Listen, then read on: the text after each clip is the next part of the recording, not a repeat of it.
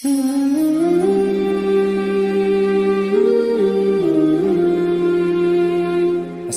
আলাইকুম রাহমাতুল্লাহ। পৃথিবী সৃষ্টির পূর্বেও যে গৃহটি নির্মাণ করা হয়েছিল তা হলো কাবা গৃহ। কাবা ফেরেশতা সহ 11 জন দ্বারা ভিন্ন ভিন্ন সময়ে 11 বার নির্মিত হয়েছে।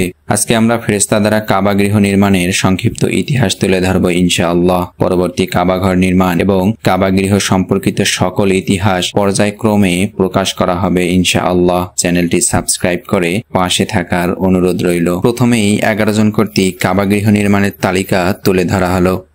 প্রথম নির্মাতা ফেরেশতাকুল, দ্বিতীয় নির্মাতা হযরত আদম আলাইহিস সালাম, তৃতীয় নির্মাতা হযরত শীশ আলাইহিস সালাম, চতুর্থ নির্মাতা হযরত ইব্রাহিম আলাইহিস সালাম, পঞ্চম নির্মাতা মক্কার আমালেকা গোত্র, ষষ্ঠ নির্মাতা জুরহাম গোত্র, সপ্তম নির্মাতা কুসাই ইবনে কিলাব রাদিয়াল্লাহু তাআলা আনহু, অষ্টম নির্মাতা মক্কার কুরাইশ গোত্র, নবম নির্মাতা হযরত আব্দুল্লাহ ইবনে জুবাইর রাদিয়াল্লাহু তাআলা আনহু, দশম নির্মাতা হাজ্জাজ বিন ইউসুফ রাদিয়াল্লাহু তাআলা আনহু, একাদশ নির্মাতা তুরস্ক সম্রাট সুলতান চতুর্থ মুরাদ। সুপ্রিয় দর্শক, এখন আমরা জানবো ফেরেশতাকুল কর্তৃক সর্বপ্রথম কাবা ঘর নির্মাণের সংক্ষিপ্ত ইতিহাস। আল্লাহ তাআলা তার ফেরেশতাগণকে বললেন, আমি পৃথিবীতে আমার প্রতিনিধি প্রেরণ করার ইচ্ছা প্রকাশ করছি।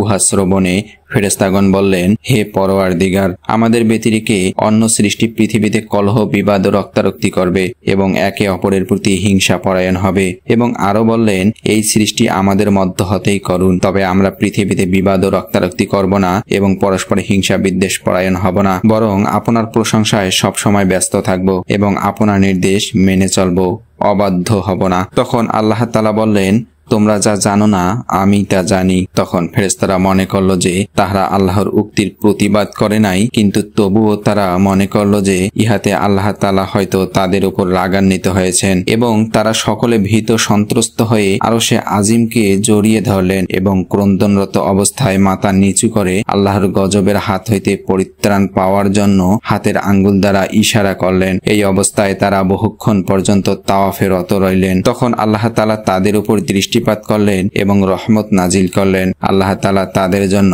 আরশে আজিমের নিচে 4 স্তম্ভ বিশিষ্ট একখানা গৃহ নির্মাণ করলেন। তারপর আল্লাহ তাআলা বললেন, তোমরা আরশকে ছেড়ে এই গৃহকে তাওয়াফ করো। তখন হইতে ফেরেশতারা এই গৃহকে তাওয়াফ করতে লাগলেন। ইহাই বাইতুল মামুর নামে পরিচিত।